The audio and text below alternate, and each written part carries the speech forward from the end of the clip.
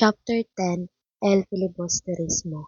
In Chapter 10, I learned that El Filibusterismo shows the darker results of continued injustice and oppression. Unlike Noli Me Tangere, which focuses on hope and reform, this novel shows what happens when people lose faith in peaceful change.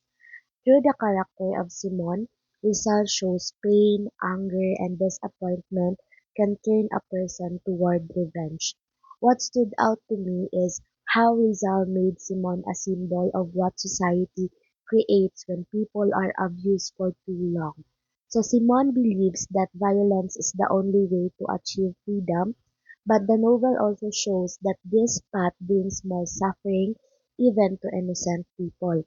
So for me, the lesson of El Filibusterismo is that injustice must be addressed early.